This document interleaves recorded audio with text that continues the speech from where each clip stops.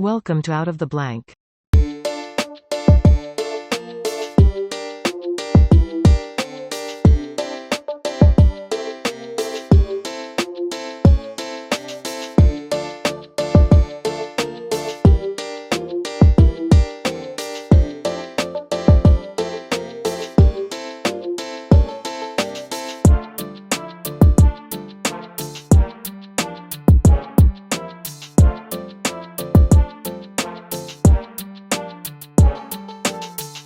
Welcome back to another episode of Out of the Blank podcast. We're not talking about JFK, but we're talking about UFOs, which somehow we somehow brought into our life. Campbell, it's good to have you back on the show, man. I am not talking about JFK this episode. We're going to strictly talk about UFOs. We're going to talk about life. We're going to talk about whatever you want to talk about. But how's it been, buddy? It's been a while. Yeah, it's been pretty good. Yeah, it's been a little while. I guess you've been focused in on JFK, which is cool.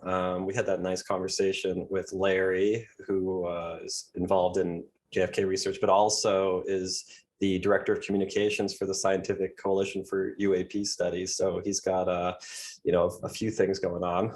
I know for you, it's just like, oh my God, this guy runs the alien thing. And then for me, it's just like, that's Larry, man. Me and him chat about JFK and shit. Like, that's what's crazy. It's like, I just don't see the resumes that people have. Like, I talked to one dude who was like government ethics board. And he was like, I left during the Trump administration. In my head, I'm just like, you don't know about the Johnson scandal and you study government ethics? How do you not know about Johnson? He goes, it sounds like a conspiracy. I had to put a disclaimer in the episode, but that's me. Like, I don't see, you could be famous as hell. It's the only person I probably couldn't talk to is Woody Harrelson's dad, because he said he took a shot from the knoll. And I'm like, oh, fuck, man. Oh, Woody God. Harrelson's dad said he was like the gunman on the grassy knoll. Yeah, he That's claimed it. so funny. I always use it as a joke. It's like the best throwaway, which is like, it was Woody Harrelson's dad on the knoll. And just like all the researchers fucking hate it because it's like one of the biggest like BS conspiracies. But we're not here to talk about conspiracies. We're here to talk about facts. And the facts are aliens are in the sky, 100%. Oh, God. Well, I'm going to have to disappoint people on that front because I am not of that opinion. But CBS said it. Did I? When did they say that? February 14th, 2023. On Valentine's Okay, Day. is there... Did they actually have a news story, or are you just trolling? No, they did have a story, yeah. Oh, okay. And what could you I couldn't tell you what it it said. I just read the title. It says unidentified flying objects in restricted airspace or something like that. Okay, yes. All right. Well, actually, that would be a great place to get into it. Just for people who aren't familiar with me, I'm a co-host of the Invisible Night School. I have my website, uapstudy.com. We look at paranormal subjects, UFOs, especially from a critical perspective, though we have a panel and some of us are more open to the more like alien-leaning explanations than others. So we have good conversations. If the school is invisible, how do you have anybody that attends, huh? Yeah. Well, it's a secret. It's like a code word.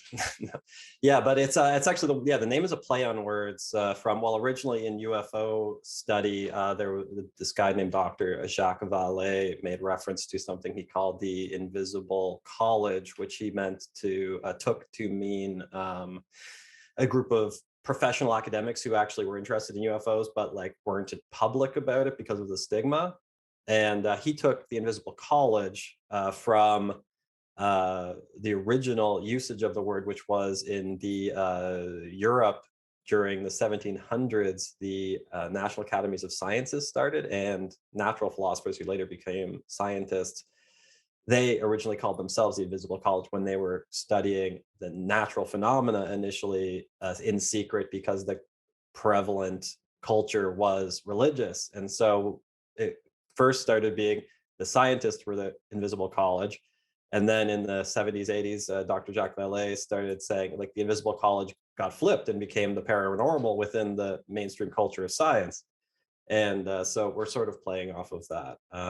But yeah, there's been fair bit of news in the last month or so about UFOs because and I'm Canadian, your government, the US government, started shooting down objects over North America. They shot down 4 objects in quick succession after they identified the first one as being a Chinese spy balloon, and then they quickly took action and took down 3 more unidentified objects, which all evidence after a couple of weeks points to them being other kinds of balloons launched by various civilian organizations. So, There's a real danger in that. If that's all been balloons all this time, and we've just all been saying UFO shit, and that's just been commonly up there, that's nuts to me. Because I'm just like, how long has this been going on? Apparently, I'm a big into the CCP. That was before the JFK stuff. I talked about that. I think me and you talked about it briefly at some point. Um, I have a lot of thoughts on that balloon. I know people are saying, "Oh, it's what are they doing spying on us?" I'm like, "Look, bro, it's 2023. They ain't using technology like we're in the fucking 1800s with the spy balloon like a kid. It just got away from us and flew across the Pacific." No, it doesn't happen like that. It's a message. It was a message not it was basically meant to get caught, but also testing the boundaries if we were going to shoot it down at all. We don't want to ruin relationships with China, but China is also given the middle finger with that balloon to not only us, but also the NATO, all these other organizations about we don't care. We're going to do what we want in some aspects of things. And some people got upset that we shot it down. I was like, fuck yeah, shoot it down. What are you talking about? yeah, I thought it was an interesting circumstance because NORAD, like the North American radar defense system, jointly by Canada and the United States, we've never had that organization act to take something down out of the sky using force. And then within a week's time, NORAD took out 3 objects after the Chinese spy balloon without even knowing what they were, only having them on radar and then confirming visual with pilots at the time. And so it's a huge radical escalation from a historical standard, and there's kind of a question there why they would like when we're not even in a situation like in the most intense periods during the Cold War with the Soviet Union, they're taking this action. And there's a lot going in there. Part of like what you just pointed out, there is a lot of talk about how foreign adversaries are using the UFO subject to test the boundaries of sensor systems and the readiness of the militaries and things like that. And I think that what this showed is that the US government hasn't been fully on guard with the UFO thing, and they have been letting things slip by the wayside. And it maybe is due to the lobbying from the UFO community that this balloon situation actually elevated to the point it was.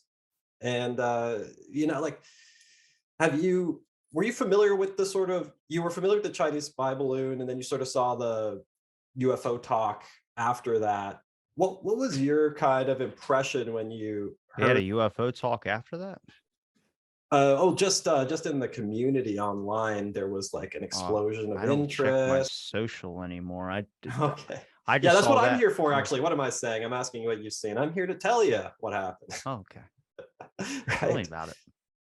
Yeah, well, the community after there was the Chinese spy balloon, and then NORAD announced they took down a couple other objects, right? And then those were unidentified. And then online on like UFO Twitter and stuff, people got really excited because some of the descriptions that initially came out are like similar to classic historical UFO eyewitness descriptions, like a sphere behaving strangely. The one that was shot down in, I believe it was Michigan, over Lake Michigan, was described as being octagonal and with like strings off of it. And so some people were sort of like hypothesizing that it was like some kind of it's just going as far as you want, like some kind of like new kind of life in the atmosphere and stuff. It's based on like third hand descriptions. And then the US Air Force had a press briefing where a Air Force officer came out to talk about the shoot downs, and a member of the press asked him like, do you think that any of these things are extraterrestrial in nature? And then instead of sort of the classic being like, ah, ha, ha, no, no, no, he said like, well, we aren't going to rule anything out. And I that like love it. really excited people. Your southern accent that you gave him makes him sound even more like an American. I love it. No, I mean, I believe aliens exist. I just don't think they've ever been here yet. I don't think it would be stupid to think that you're the only one in the universe, or the galaxy or out there, whatever. I just think that's a dumb way of thinking. But I mean, a lot of this stuff, like when the CCP balloon, they shoot down other stuff afterwards. I mean, I don't know if we don't know if those are CCP balloons. I mean, it's still faith for the UFO community as well, too. But at the same time, it just scares me because I always said it was government tech, you know? I mean, bring it back to Jorg when I had Jorg on my show and he was telling me about Area 51 and then he gets raided a couple months later. That's a real danger in like whether you're doing research into UFOs or not, whether you believe whatever you believe. I mean, if the government can just destroy all your stuff and embarrass you like they did to Jorg, because he thought he was a spy. I'm like, well, that's the whole thing. Is like, how dangerous is spying right now? If we have cell phones in our pocket, for the love of God, I know they checking on those whenever they want. Any advertising companies can do that. So whether it's a political message, whether it's anything of that sort. But there are some descriptions like triangular based, three lights in the sky that seem like it's two-dimensional in shape. I mean, I don't know what tech that they have, and they're not going to tell us, and we don't know what tech we have as well, too, to be able to detect those. But if that has been a problem that's been existing for a while, I mean, how far has it been existing? We have accounts from way back, even John Lennon, all these different stories. Now, whether it's someone on a bad acid trip or is it someone that's coming in contact with something? I have no clue. I don't necessarily want to believe the whole it's aliens type deal because I feel like they do more than just fucking show up and observe. They just land and do Mars attacks or whatever. If they're gonna do it, please, I love God. Or that movie Wish Anything, where you flick your hand and you can have whatever you want, and they chose one human on the. You ever see that movie? No, what's that one called? I don't know. Remember Yeah, what but it's it's a, called? It's the guy who did Paul, the alien movie Paul. The same guys in it, and it's like anything you could ever want. You just swipe your hand, and they were testing human. I don't know. We're getting off tangents. Um, but no, I think with all the stuff out there, we always talked about science more like plasma and things of this sort, which makes a lot of sense as well too. But also, I'm now putting this political thing with the balloons and the spy tech gear and things of that sort way higher up than the plasma stuff. I mean, there's some things that, depending on how advanced the technology is, I mean, how far can you get it up in the sky before and make it be able to dart around so quickly? I mean, if that's a drone, that's very complicated to what I know of drones, but there's also scientists and people I've spoken to on the show before about advanced technologies that talk about that what we have is a little bit limited compared to the stuff that they've been experimenting on and testing on, like simulations or things of not simulations, projections, things that they could just project on without having a screen. I mean, that's a plausibility as well too. And I'm not shooting down the UFO community like they shot down the balloon. I'm just saying it's possible that could be government tech. I don't know. yeah, the UFO subject is complicated because there are a lot of things going on. A very baseline argument out of the skeptic community, and I consider myself a skeptic, though I argue with my fellow skeptics quite frequently about the elements of philosophy of science around things like this. Any individual observation that you make of something that appears to be extraordinary or exceptional, the odds are that that observation will turn out to be of something mundane that has been misperceived. And so there's a mistake, or at least a consistent theme, where novel, extraordinary phenomena in the natural sciences, like rogue waves, meteors, things that are like one-off and extremely strange, have been discounted, even though eyewitness reports have been coming in for decades or centuries. They were discounted forever until conclusive positive identification through some kind of sensor system or whatever made it so that it can't be argued anymore. So there's a convincing argument that says that a portion of the most extraordinary observations are not balloons or government tech or whatever, and fall into this exceptional novel category. That's possible. The question then is like what the evidence is to make that claim, because without hard proof, there is inevitably the statistical reality that it is more likely to be a misperception than something truly original. And that's the trap we fall into, is even with the government tech side. You can't demonstrate that any individual observation is of some sort of extraordinary government tech. It's always more likely that it's something mundane that you saw wrong. But we also know, based on the historical record, that the government does test advanced technology, and people do see it and report it when they see it. And then you find out later that they did see something exceptional. So it's a reality that gets very complicated, because you don't want to outright dismiss all of the extraordinary observations, but it's also inevitable that a vast majority are mistakes. And therefore, you get stuck into a tricky position a lot of skeptics get into, where they end up just sort of sitting on the debunking side and being very dismissive of all of the observations. And my opinion is that that kind of pushes people who have these observations. They want explanations, they're looking for explanations. And when we don't engage with them with respect and try to actually hear what they're saying and give them a plausible explanation, I believe it pushes them towards the people who I would call grifters, people providing high levels of confidence around it being like extraterrestrial and stuff without sufficient evidence to make such an extraordinary claim. So that's sort of my take on that. Let me give you a pushback, just one little pushback. Why would the government create a whole board looking for UAPs or unidentified aerial phenomena? The reason provided in the legislation is actually exactly what you identified at the start of this conversation, that foreign adversaries, due to the stigma around reporting UFOs because of the general belief that UFO would represent alien life, that has allowed foreign adversaries to take advantage of the reticence of pilots and sensor operators to report unusual observations in order to exploit for national security reasons, the defensive capabilities of the country. So that was the primary thing, is that we need to increase reporting of these kinds of things, because they're slipping through the cracks, and some of them might actually be foreign adversaries. So that was the main argument. Is it a front?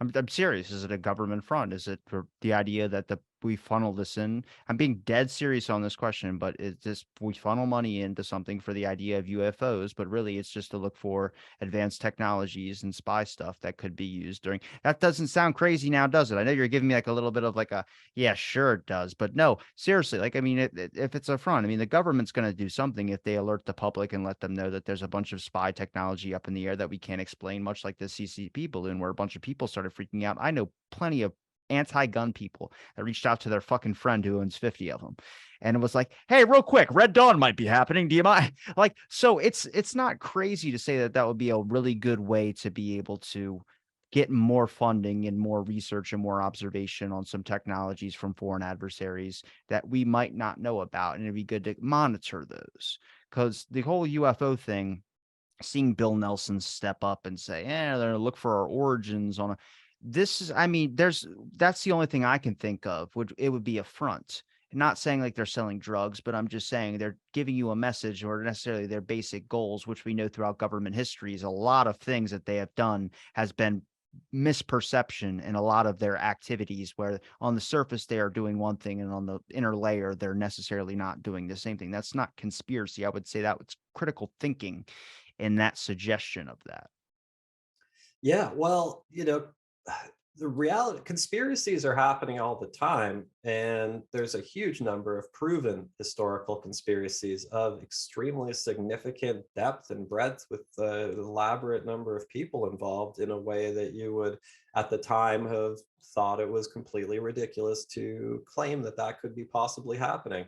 So it's sort of like actually the observations of extraordinary things, where when it's happening, you can't say with certainty that it's happening. But when you look back in the historical record, you see there's a pattern where conspiracies of that nature are all the time happening. And so it would be absurd from that point of view to say that conspiracies are not occurring right now, since they always have historically.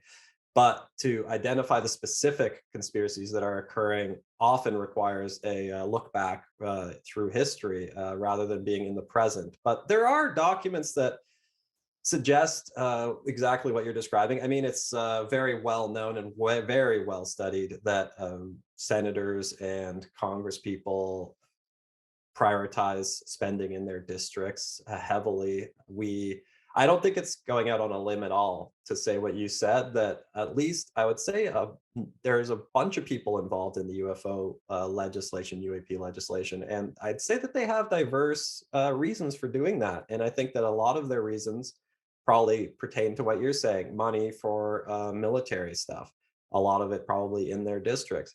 Another side of it is that a number of the, at least I would say, especially Congress people, though senators historically, Harry Reid and stuff too, they seem to be genuinely believers that UFOs are something sort of like non-human intelligence related, and that seems to be the motivation for their interests. So I think that there is a diverse set of views, but I would support your argument that a lot of it probably comes out of a more selfish political standpoint rather than intrinsic identification with the UFO culture. Either way, your government doesn't look good.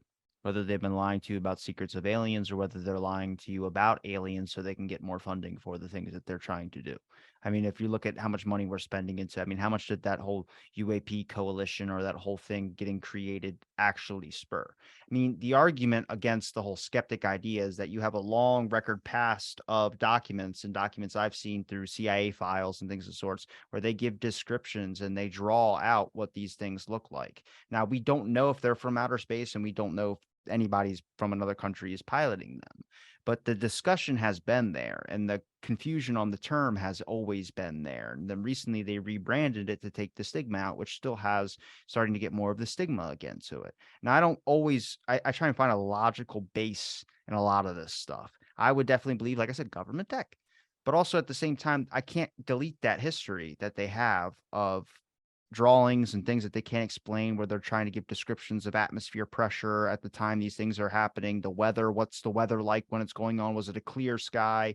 I don't know, I can't debunk that. I'm not going to try and debunk that. I can debunk my funding argument, which is a big fucking waste of money if you're talking about trying to do this under a covert thing of like, oh, we got to spy on the foreign intelligence services that are trying to create this technology and do it over here, because you're going out on live television, you're broadcasting a message which makes your government look really fucking bad if they're lying to you about that. So whether they have belief in it and they just, maybe it's a couple orders from the top up that only know about what this thing is and everyone else really thinks they're looking through a telescope and doing all this stuff to try and find this.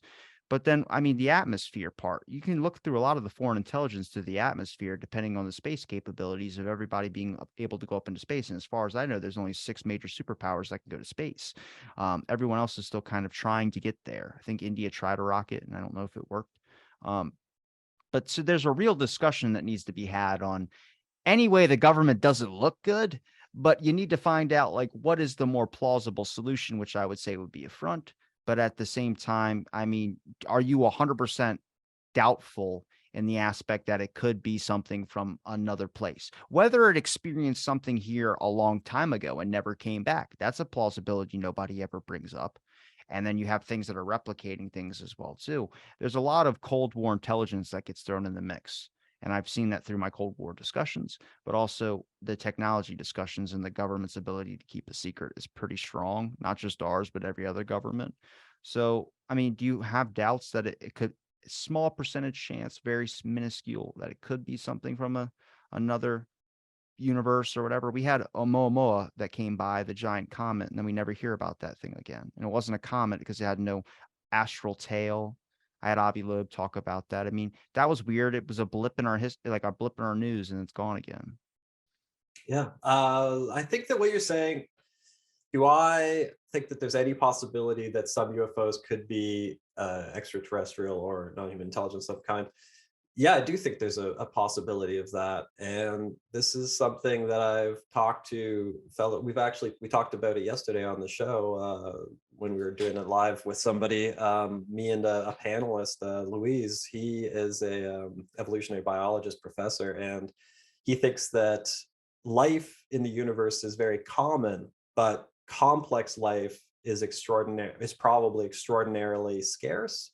He thinks that the step from the simple to the complicated was a potentially one-off event that was so rare that we could actually be the only life, not only in the Milky Way, but in the like observable universe. That's not my position, but I accept it as a reasonable point of view to take. And I think he knows a lot more about like the details of life self-replicating than I do. So I sort of take him at his word that it's plausible and sufficient to explain us not seeing aliens constantly coming in and out of the atmosphere and stuff like that. My own view is that statistically speaking, I agree entirely with the Fermi paradox, where to me, there's like 200 billion suns just in our galaxy. There are, I mean, within observable universe, I don't even know how many galaxies there are, like billions, like, and then the universe is conceptually infinite, or at least effectively infinite.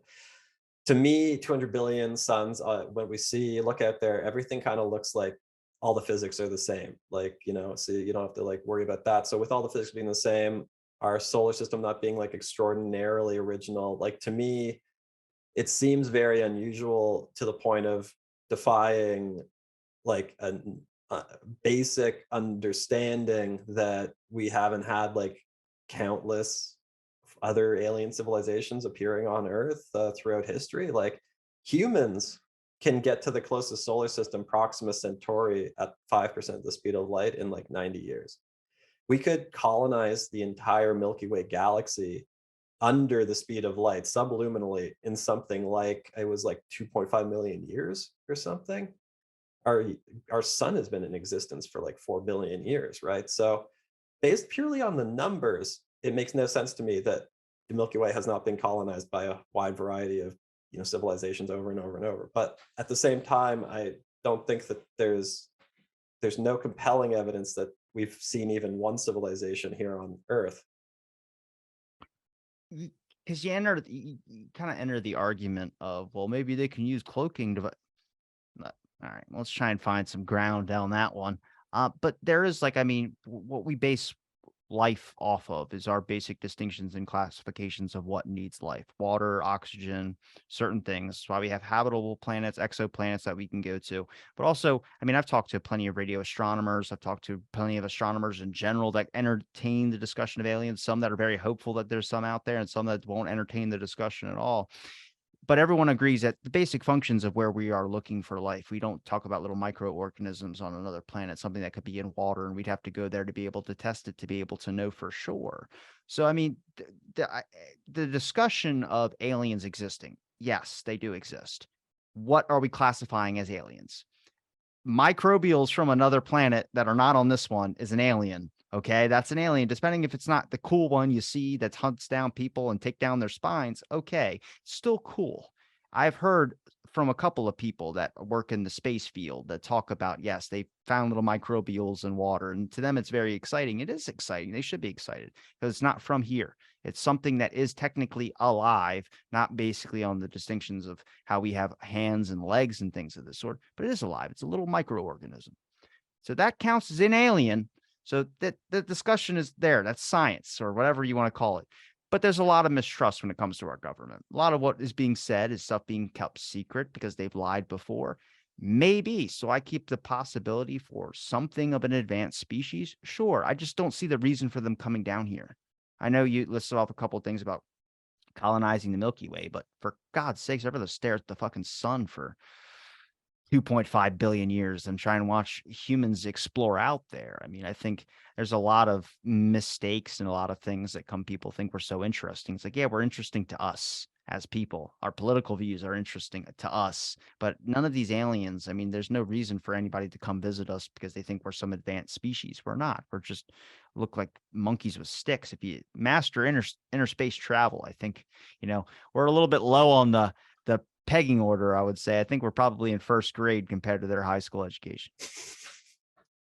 Well, Yeah, I hear what you're saying. I think that's a fair point. I think like a lot of people who sort of take the position that I take, that it seems like statistically there should already be aliens here but aren't.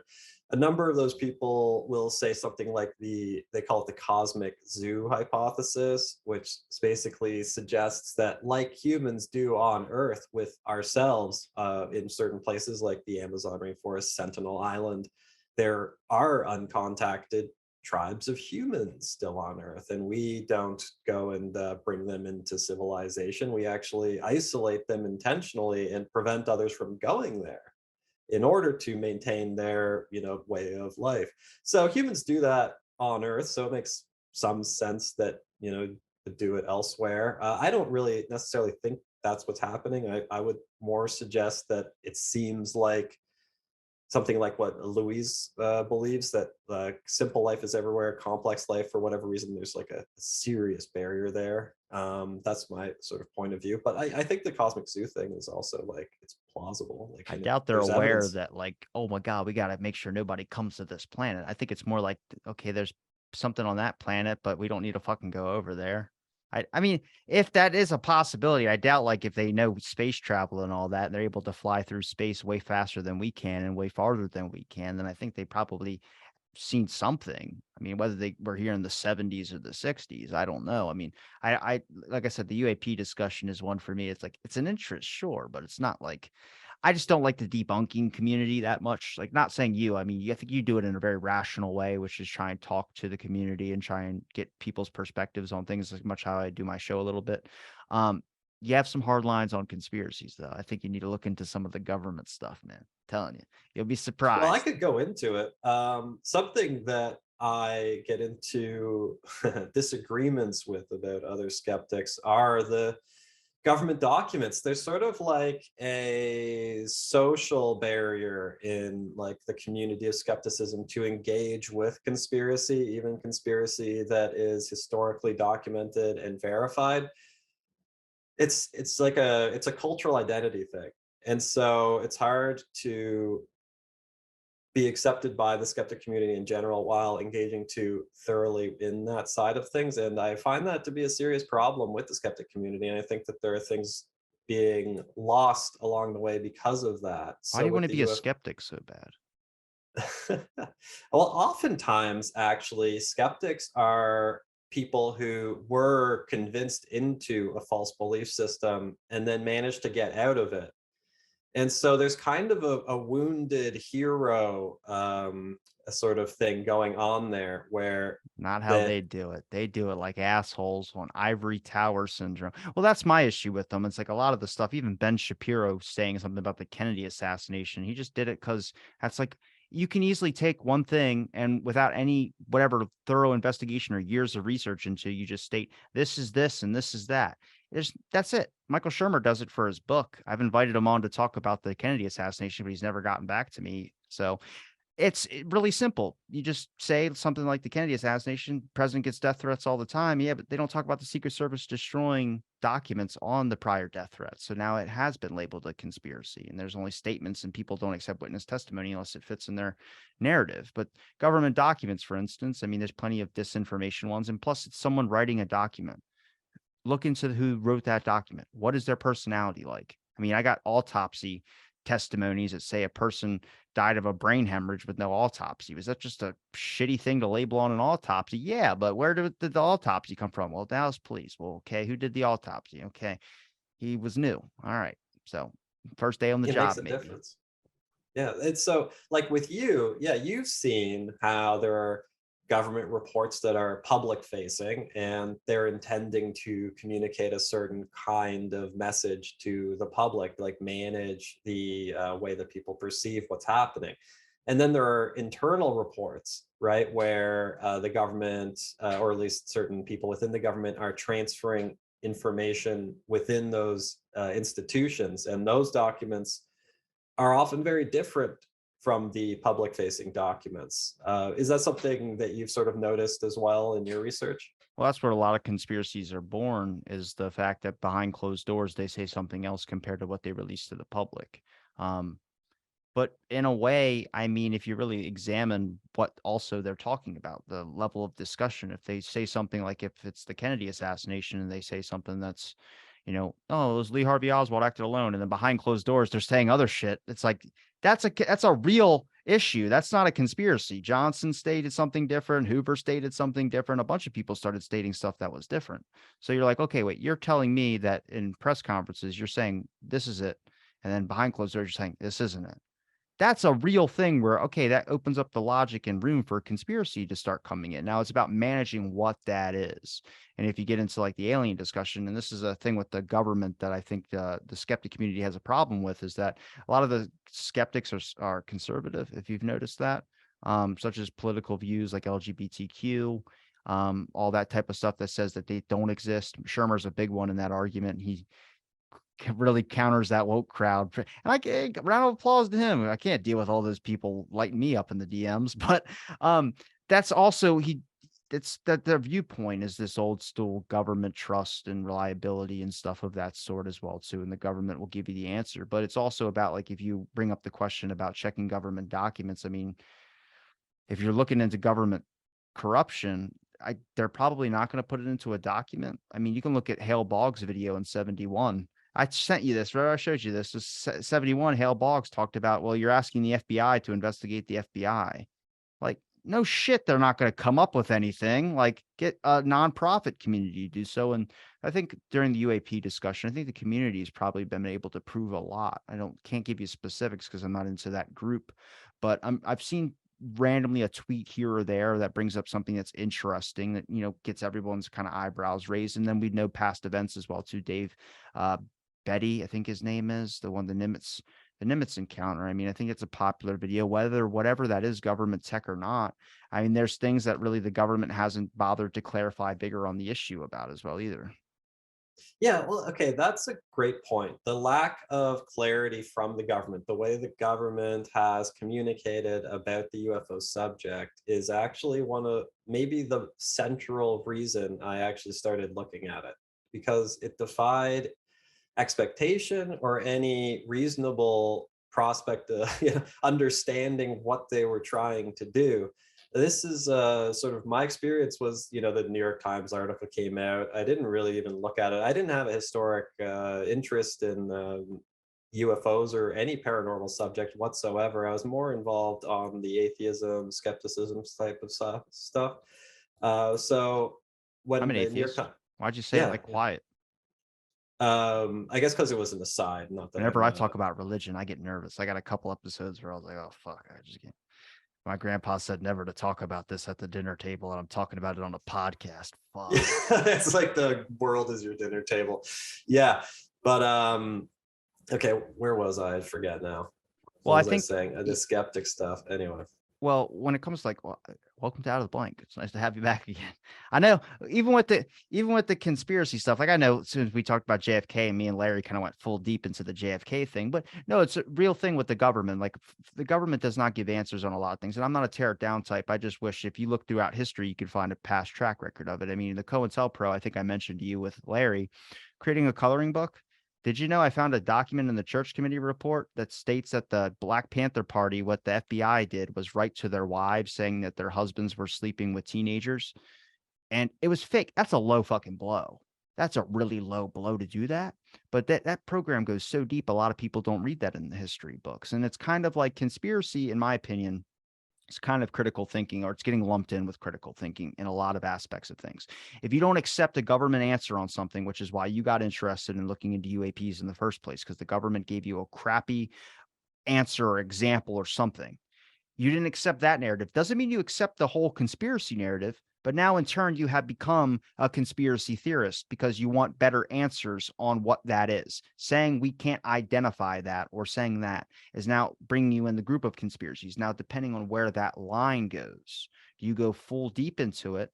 Which is like if you start looking up the government list of mess ups, you're going to come across things like a CIA heart attack gun that's real, but you're going to really start diving down the rabbit hole that goes into a whole land of like, this isn't a reality and a simulation. I was staring up at my stars last night, and I did this last year too. I do a lot when I walk out to work because I go to work at 4 o'clock in the morning. I'm looking right up at the sky.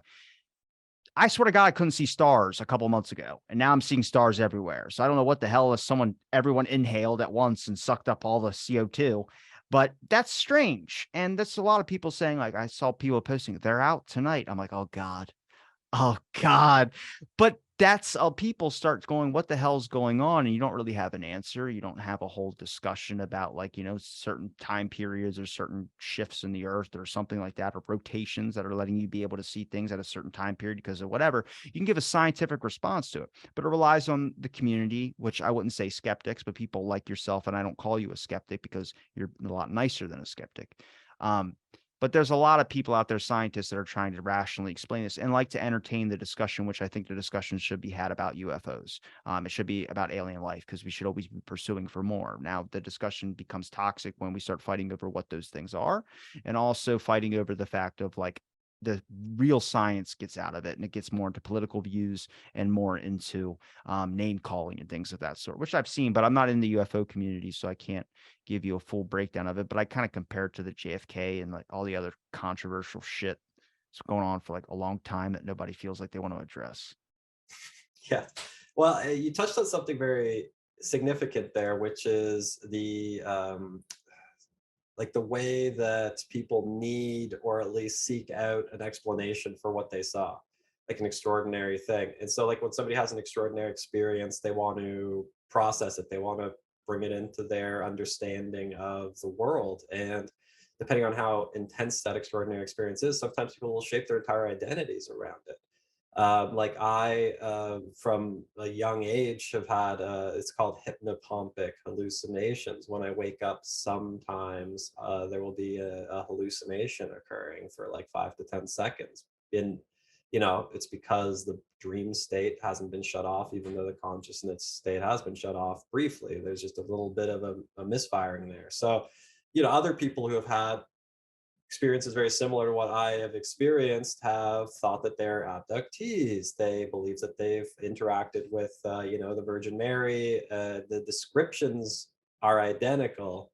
The interpretations are very different because of the way that I sort of process reality through a materialist, skeptical, rationalist lens.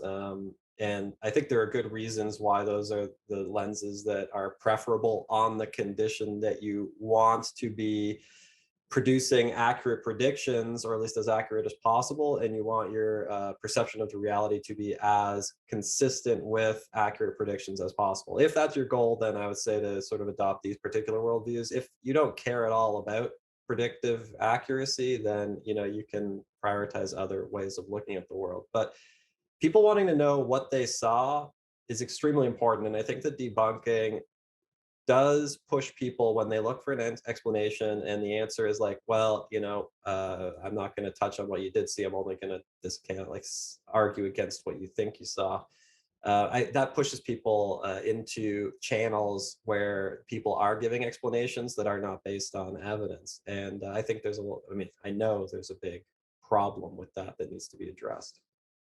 You probably get a lot of shit off air, don't you, from people? Well, it depends. Sometimes, what the funniest part is that the most flack I've gotten is over these guitars on the wall. I was going to ask And about those in the beginning. Do you actually play those? oh hell yeah! But Okay. that's my wife put them up. You I've trimmed never the hung it. fucking plant. The plant was bigger. Well, trimmed is a nice way of putting it. I overwatered it and part of it died. But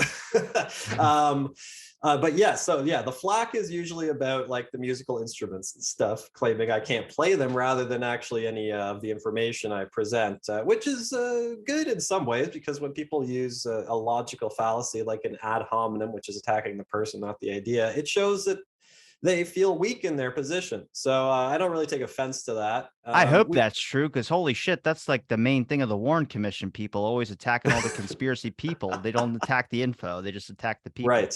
Um, Yes, and that's the tendency. Yeah. there's a word for that. I forgot what it is. Yeah, the ad hominem No, logical there's fallacy. another word for it. It's Oh, okay.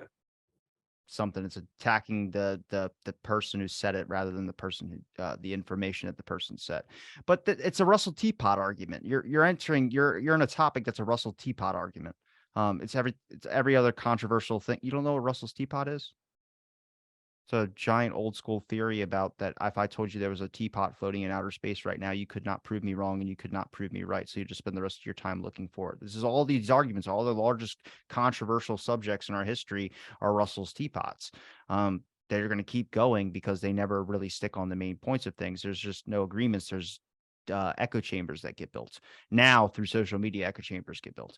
Um, but you got to associate with people that don't necessarily agree with you, and nobody knows how to do that properly. Like I would hold debates if anybody from the UFO community, if you knew anybody that had disagreements with you, I would hold a debate about it. I wouldn't let you guys talk over each other, but I let you be able to have the discourse, and as the general public be able to sort out the information for themselves. But it is one of those situations, and I think a lot of that boils down to the fact that the government did not relay a message properly. They did not do it. Not talking about it or banning it from being talked about, or not looking into it, but then not letting the public see what you looked into. A lot of things it's their fault. It's not ours, it's theirs. People naturally have a distrust for a certain thing, but also people have a trust for something that agrees with them. I mean, if you search up something and you click the first article and it tells you exactly what you already thought, are you going to keep looking?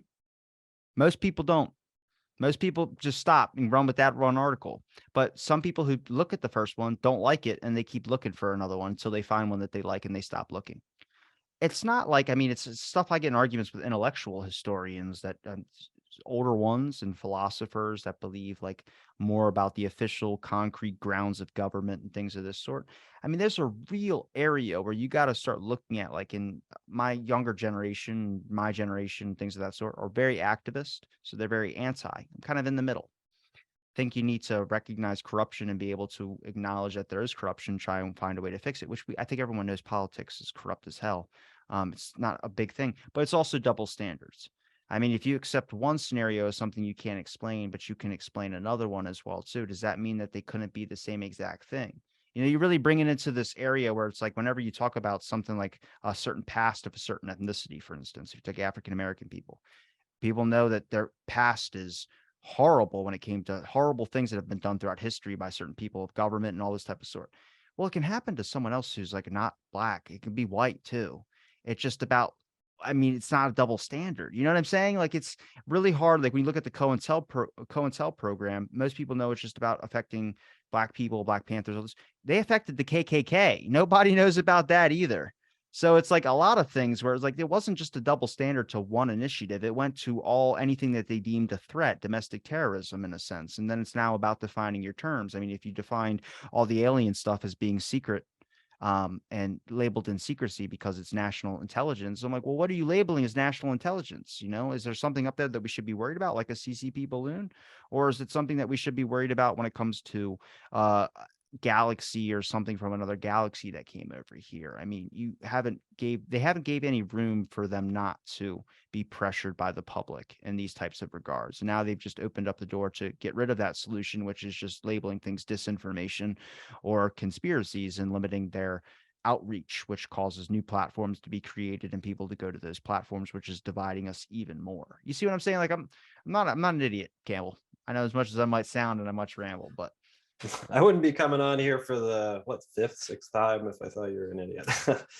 I think, yeah, what you're touching on again is important. It's the government's way that they've handled this narrative, and that's actually what I forgot where I was going previously. But this is what I was talking about exactly. That the way the government has communicated on this subject defies their own internal documents that we have through freedom of information, indicating how they want to communicate about subjects like this. In internal documents about national security, like the UFO subject is on par with like white nationalism as a domestic national security threat. That threat is not based on the same things. The UFO community is so focused on trying to find the UFO stuff in the government documents that they, Freedom of Information Act, request a huge number of top secret documents continuously. And their eagerness to break into all the government secrets is actually a big part of the perceived threat. So we know from the internal documents that the intelligence community doesn't want people to like be getting into conspiracy stuff and looking at alien stuff and UFO stuff. Then, after the New York Times article, we had all these top level government officials coming out and seemingly encouraging people to think about UFOs. You had a former director of the CIA, John Brennan, coming out on that podcast being like, yeah, I think some of these things might involve something that some people might say constitutes a different form of life. And it's like, why would you even say that? And then, President Obama comes out on the Late Late Show with James Corden in 2021, and he's like, okay, well, let me be serious for a moment. There are things in the atmosphere that we don't know exactly what they are. We can't explain how they move, their trajectories. They did not have an easily explainable pattern. And so I think some people still take seriously trying to figure out what that is. Just And record my voicemail, why don't you? yeah, that's my Obama. And so like That was your Obama? Oh my God, I thought he was a Southern guy. Well, he is what he is. Obama is my fellow Americans. We're gathered here today to understand the complicated issues that all oppressing Americans. That's good. Nice. Yeah. I wasn't fully committing. I got a little bit of cotton mouth. I can't do fully do it thing yet. Been ranting too much. So we had all these government agents coming, or agents, like, government officials coming out and saying, and there are a bunch of others as well. I could just keep listing them. And they kept saying these statements over and over that looked like they were encouraging people to think about UFOs. And so that's part of why I got so confused and interested, in a sense, in the subject, because I wanted to know, why would people like former CIA Director Brennan and US President Obama, like, why would they be coming out and seemingly encouraging people to look at the subject when we have internal documents showing that they don't want people to be looking at the subject? And it's a contradiction like that, where the communications are horrible. And if I am someone compelled to look at it after a lifetime of no interest in the subject because of the level of incomprehensibility of their communication strategy, that's really not good for them when they don't want people looking at the subject. And that mystery is an important mystery, and I think it's not fully resolved yet. I have my own ideas, but once again, like, we can get into conspiracy versus conspiracy theory and the probability of those things being real. The core thing that you're describing, though, that like the government has communicated terribly, people just want answers, I think you're like hitting the nail on the head with that. You're not going to get answers, though. Like I said, it's a Russell Teapot discussion. Yeah. You're asking the government to admit that they fucking did a terrible job, and that, God, they won't do that at all. They'll do everything but that. But I think you then rely up to media outlets, and I don't really trust them either. I don't trust Fox. I don't trust CNN. I don't trust any of them. But people will take then it gets bought down into political sides. The only good part about the media is that the conspiracy talk is actually being had, but they label it to a certain party. Like, a lot of people don't realize, like, stories, giant scandals and stuff like that. Things with the president, Hunter Biden laptop, all that type of situation stuff, any scandal throughout any president's career, your intelligence agencies are in charge of when that gets released. They have plenty of blackmail evidence and things of sorts on any types of newscasters to make sure that it doesn't happen. I mean, look at what they did with Mark Zuckerberg in the Hunter Biden laptop situation. Mark Zuckerberg openly states, saying the FBI came to him and said there's Russian disinformation going on, and it was the Hunter Biden laptop link, and you could not send it. And then it comes out to be true. And now they found Biden's documents next to his Corvette. Same thing with Trump. That does not happen normally. It's not like, oh my God, we discovered this. No, your intelligence agencies are in charge of not only doing their job, but also protecting the president's credibility as well, too. So that means something fucked up. They fucked up, not the intelligence agencies, the president, whoever's in charge. So that's, I mean, my only evidence for that is Johnson back in the day. He had a bunch of scandals before he was president. And then when he became president, all the scandals dropped, because your intelligence agencies and your services are not going to let that happen. None of those links and all those things were pursued down any farther, and all the media outlets dropped their stories. And so you're now asking a journalist to give up his integrity because there's a conflict of work interests. That means a certain label, Operation Mockingbird, which is having your media assets in line. Now, that, if you look that up, it's ran 3 months. That was it. Well, I have a document in the 22 release of JFK that stated from 65 that get your media assets in line. And that's the government saying that. So that's 65. That's not 63, which like Wikipedia says. So, and even if you look up the project program, any links on it says it only lasted 3 months. Wikipedia is also edited, and sadly, largest amount of editing that comes out of that is the skeptic community. I know plenty of skeptics who are part of the Skeptic Society who have out on the show who edit Wikipedia. They have that's their part of their job as well too, and that's an issue because the statements that they pick necessarily don't look at any new stuff, and they label it conspiracy too quickly. One of the biggest ones, and it's been screenshotted multiple times, and you can find it on the JFK community, was statements that were taken from one person but not talked about from another, and it was just agreed because it fit with the official story. And that's why these mistrust issues start happening, is you don't have a regulation of information. That's why Wikidata was created, which is a offsite of Wikipedia, which allows you to look at stuff. And you can look up any Wikipedia editing and errors. I've had plenty of journalists from CNN and other places on here discuss that in depth. But it's a real issue. And it doesn't necessarily need to be something that's, I mean, you can look up Wikipedia. If there's an article that comes out saying that someone smoked a cigarette and they did this or whatever, they'll see a whole tobacco industry lobbying aspect in Wikipedia then.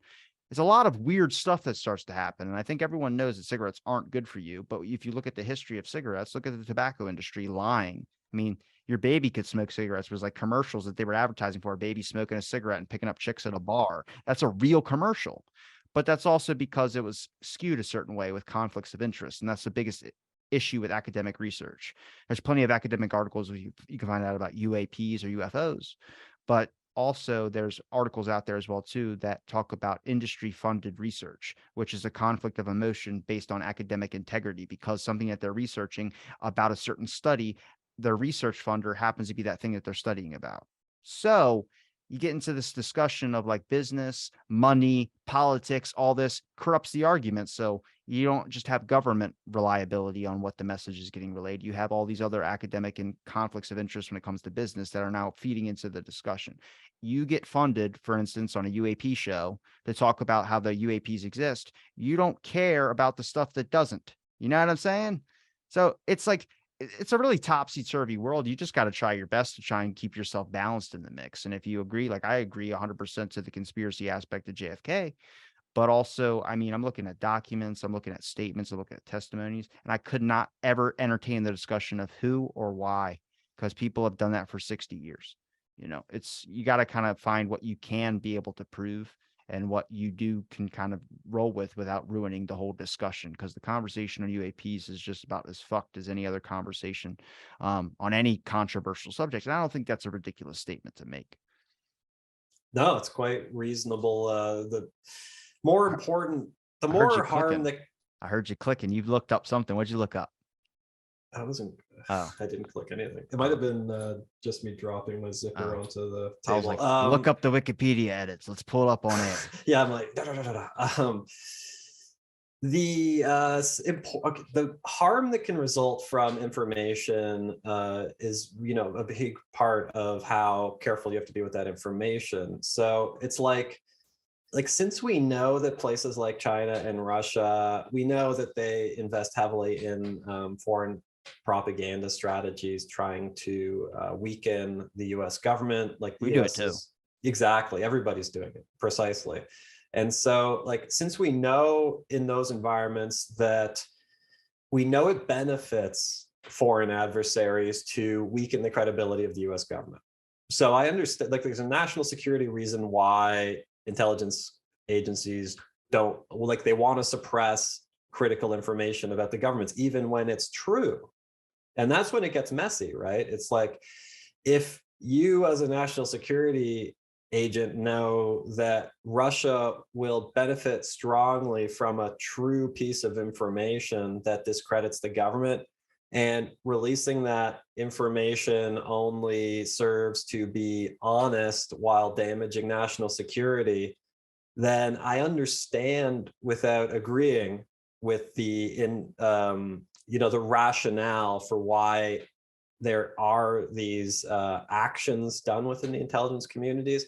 Like, the national security threat argument can be twisted 1,000 ways, and we see the reality of what it means to lean endlessly into national security. Like, how many trillions are not accounted for over the last 10 years in the US domestic military budget? It's a black hole. And I think that, based on the amount of money involved, it's absurd to think that there isn't intensive lobbying going on from all sides trying to get a piece of that puzzle. Well, you know, as people like caught up just as like everyday citizens, we're sort of like playing around in this sandbox that people are messing with, right? Like you mentioned briefly things about the origins of propaganda. One of the biggest pioneers was a man named Bernays. In World War I, he was a propaganda theorist, political scientist, and he developed a lot of the original arguments for what we now use as advertising strategy, promotions, propaganda. He argues that the average person is just functioning within their daily life, set rituals, and basically like well, rituals, I guess is the best way to cope, patterns of behavior.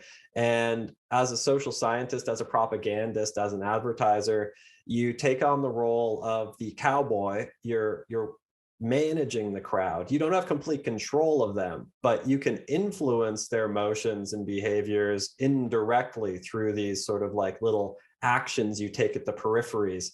And, you know, so that is the argument that's being literally explicitly written down, you know, 100 years ago now. He went on to pioneer advertising in the tobacco industry and actually was the pioneer responsible for the increase in female smoking rates. And he effectively doubled the population of smokers through what he learned about social science and propaganda in World War I.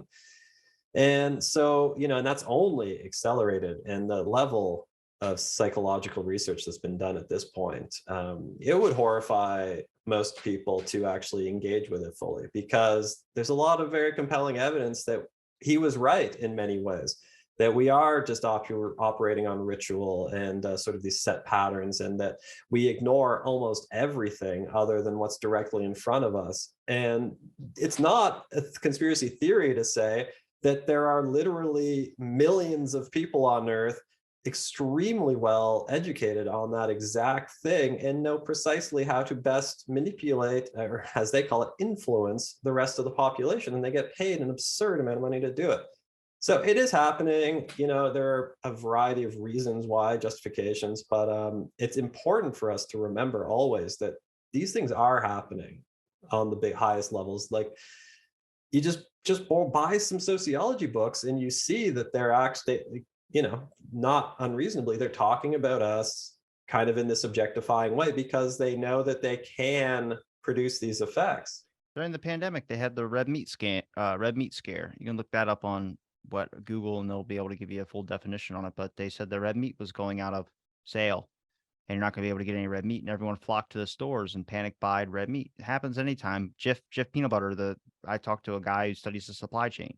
You can buy any other fucking peanut butter, but you say Jif's running out and you're not going to have Jif for a while. Everyone flocks to the stores and buys up all the Jif, or it was out of store for months.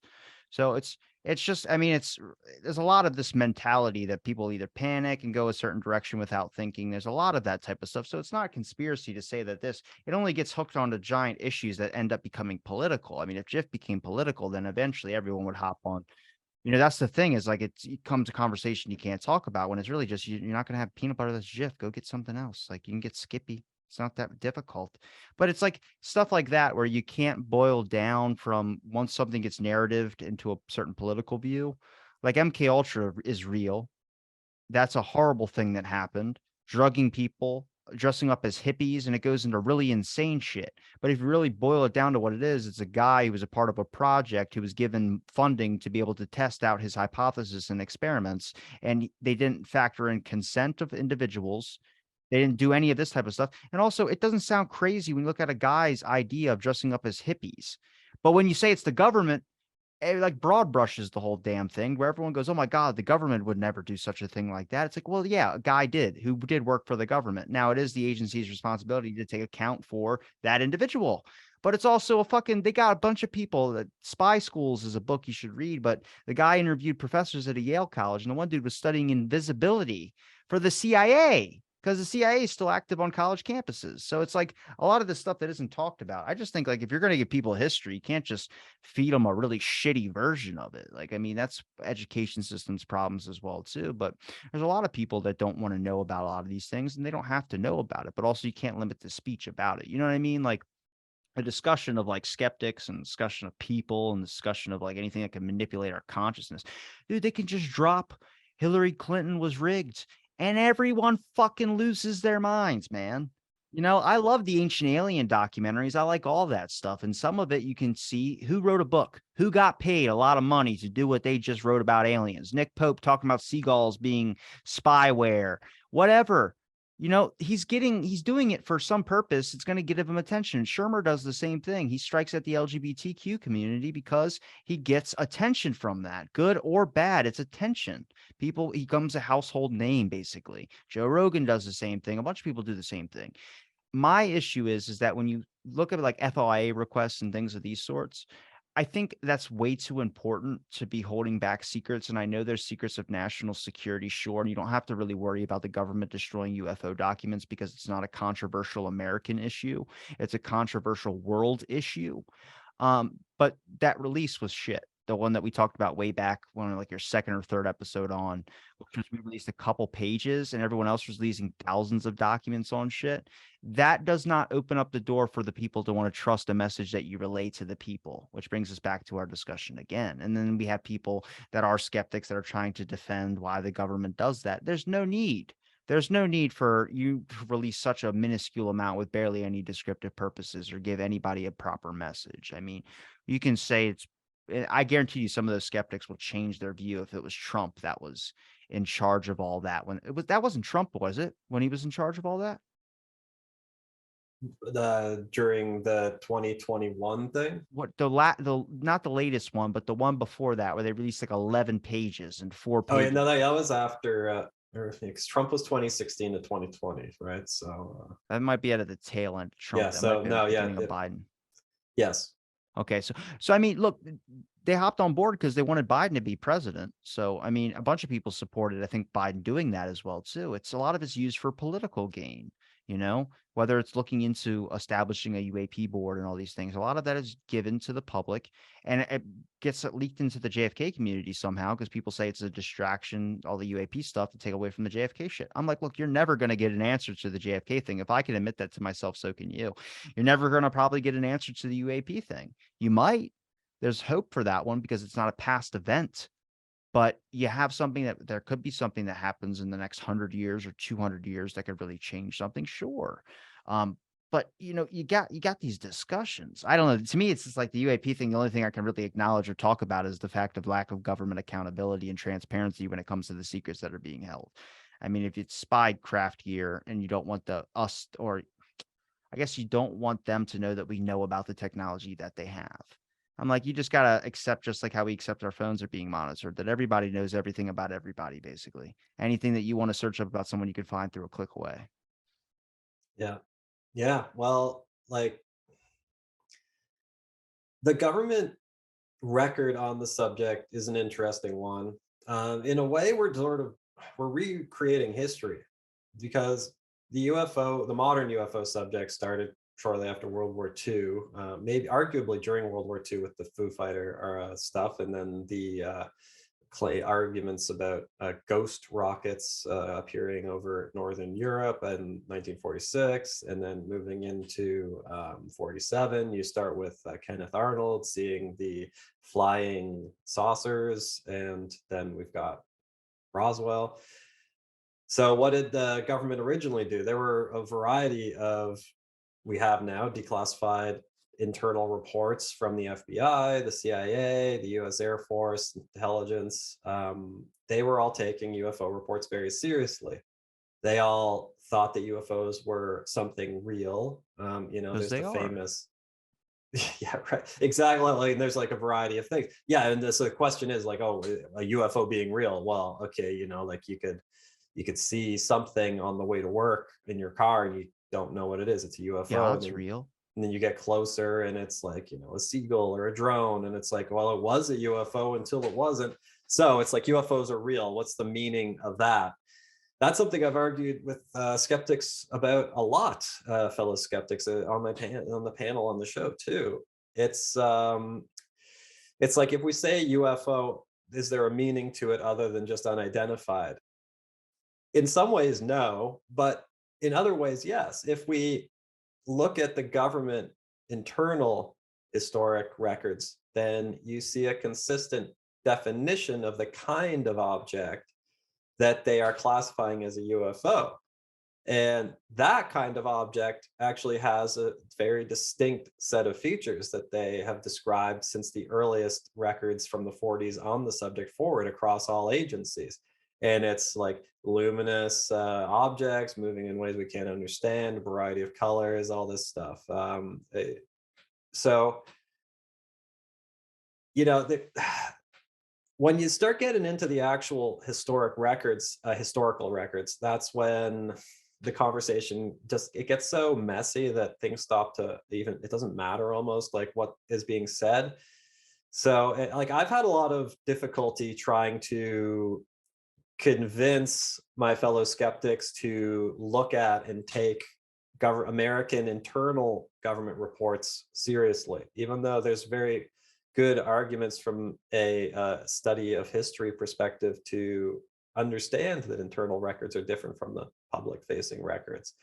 When inside the UK Ministry of Defense, they have a report from 2000 saying that the kinds of UFOs that are described in traditional UFO eyewitness reports, instantaneous acceleration, a solid luminous body, moving in ways you can't understand. When an internal intelligence report in the UK Ministry of Defense says those objects are real, they are a new class of object that do not fall into any pre-existing category, we are it's indisputable that those exist, and we are almost certain that they are a new kind of atmospheric plasma phenomenon akin to ball lightning that is similar but different. You know, that is like, are UFOs real or not? What does that mean, right? Like, they're not saying UFOs are like a seagull when you get closer. They're saying UFO is this kind of object that people have described, and that's real. We've talked about this with Massimo, and I know we've talked about the electroplasm. I don't believe that government tech. I'm putting that back up at the top of the board after that fucking balloon, man. 100%. 100%. I don't even think it was that what people were seeing either. I think that could be an excuse as well, too. You could probably say something like that, but yeah, I believe it's there's technology that we just don't know about. There's a reason why the government keeps it secret as well, too. I think after York got his house raided, I started to, that guy's a nice dude. And they just fucking did that to him. I mean, I think he's now, his faith in the government is bad, but his site is really like, seems conspiracy. You look at it, it's like black sites and things of that sort of stuff that's real, but it's like heavily listed down to like very specific details where I'm like, yo, if you're the FBI, you're like, what the fuck? Who's talking shit? And just like, you lose your mind on that one. But, you know, I think Right, yeah. there's a lot of secrecy, obviously, that needs to be disclosed a little bit, but I don't think that's ever going to happen. This timeline is fucked, my friend. I hate to say it in that terms, but let people believe UFOs. Let people believe in that it's not UFOs. I mean, do you sleep okay at night? Like, that's the thing. That's the main question to ask yourself.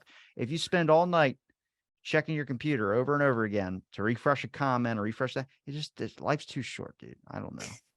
And aliens, if they're real, it's going to be even shorter.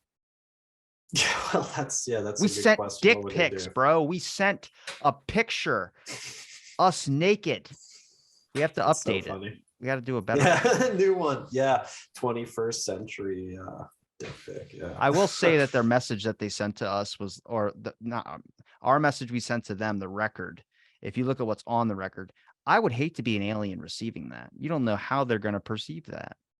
Just like confusing as hell. Yeah, I mean, who knows if they even have audio receptors? Like, yeah, you know, it's very self-centered for us to Send have some done that. AC/DC or something. They sent like smooth ass jazz and some techno shit, or not even techno. It was like something like with like one beat to it every couple of minutes. And I was like, I mean, they really checked the board, but I would like to meet the scientists. Like, if you could interview one person, who would it be? Well, that's a good question. Alive, I'm not dead. sure, honestly.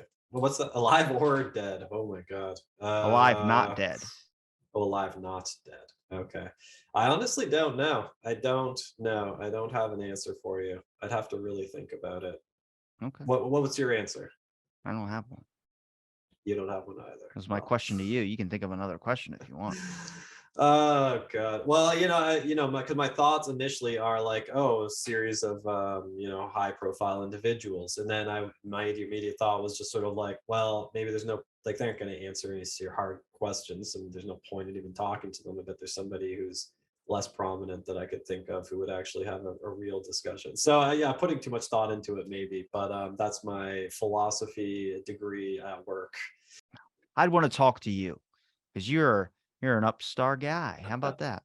Oh wow! Out of everybody in the world, it would be me. My goodness. Well, I guess you're you're living in a fantasy world then, since I've talked to you so many times. Must be nice. It's fun. Well, we're friends, I hope. Yeah, Um, absolutely. but yeah, no, I mean, I've done a lot of episodes and stuff of that sort, but I enjoyed these conversations that me and you have. It's why you've been on a couple of times. Usually you don't get an invite back. I don't think I have anybody that hasn't gotten. No, I have people I haven't invited back, but there's people that I have banned from my show as well too. Very few. It's only two out of the whole thing. Wow. Yeah. But no, I enjoy our conversations each and every time. I think this was a good break as well too. Even though we talked about like JFK a tiny bit when it came to my mentioning it, that's the only thing I can bring a point of reference to is JFK. But no, I've recommended your site to plenty of people whenever they're friends of mine are talking about UFO stuff. I just always go, hey, it's a site, and I get interested in the subject. And I think Haystick still checks out your site as my radio astronomer friend. Oh, nice. Yeah, Haystack Grobler from South Africa, right? Yes. Yeah, radio. Nice. Did we do a podcast with him? Not with him. I've watched a couple of his episodes with you though, because yeah, Invite he's a him neat on. guy. You can ask him some questions. He likes the Star Trek stuff. Shout out to Haystick if you're listening. I like that guy. He's one of my first episodes, basically 100 something.